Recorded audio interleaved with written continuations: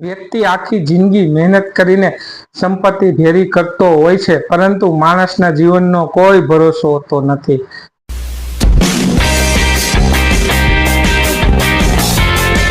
વ્યક્તિ આખી જિંદગી મહેનત કરીને સંપત્તિ ભેગી કરતો હોય છે, પરંતુ માણસના જીવનનો કોઈ ભરોસો હોતો નથી.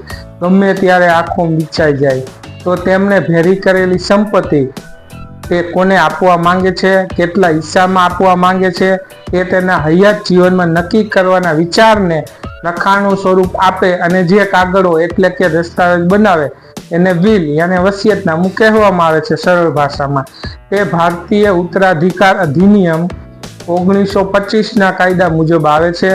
વિલ અંગેના અલગ અલગ મુદ્દાઓ હોય છે કે જોઈએ તો વિલ કોણ બનાવી શકે? જે વ્યક્તિ તેમની પોતાની વ્યક્તિગત સ્થાવર મિલકત જેમ કે પ્લોટ, મકાન, જમીન તથા જંગમ મિલકત જેમ કે રૂપિયા, પૈસા, વાહન, ઘરેણાં વગેરે ધરાવતો હોય છે અને માનસિક રીતે સ્થિર હોય, પુખ્ત વયના, પરિણિત કે અપરિણિત હોય તેમજ કોઈ પણ પ્રકારના નશામાં ન હોય તે વ્યક્તિ વિલ બનાવી શકે છે. વિલ હાથ વડે લખીને બનાવી શકાય છે અથવા ટાઈપ કરીને પણ બનાવી શકાય છે.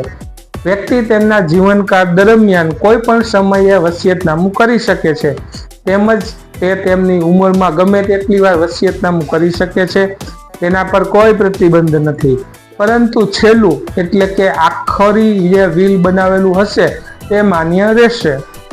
આમ વસિયતનામું કરનારના મૃત્યુ પછી જ મિલકત ટ્રાન્સફર થાય છે. મૃત્યુ પહેલા ગમે ત્યારે વસિયત આપનાર દ્વારા વસિયતને અપડેટ, બદલી અથવા રદ કરી શકાય છે. તેથી વસિયત આપનાર તેમજ તેમની હયાતીમાં સંપત્તિ ઉપર સંપૂર્ણ નિયંત્રણ રાખે છે. આમ વિલ અને વસિયતનામું બનાવી તેની નોંધણી કરાવવી ફરજિયાત નથી.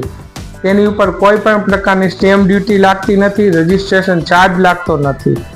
વિલ અને વસિયતનામું બનાવતી વખતે તે વાતનું ખાસ ધ્યાન રાખવું, જેમાં તમે જે તમારી સ્વપાર્જિત મિલકત છે તે અંગેની તેમાં જે જોગવાઈ કરવા માંગો છો તેમનો વિલમાં સ્પષ્ટ ઉલ્લેખ કરેલો હોય અને તમે જે સાક્ષીઓની હાજરીમાં તમારું વિલ બનાવો છો તે તમારી ઉંમરના અથવા તમારાથી નાની ઉંમરના હોય તથા તેમનો સ્પષ્ટ સાક્ષી તરીકે ઓળખના આધાર સાથે સહીઓ કરેલી હોવી જોઈએ.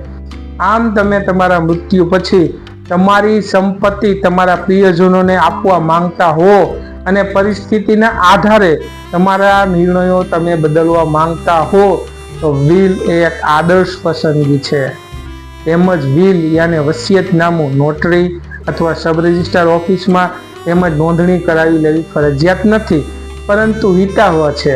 આમ રજિસ્ટર ઓફિસમાં નોંધણી કરાવેલ વિલની વિશ્વસનીયતા વધારે રહેલ છે.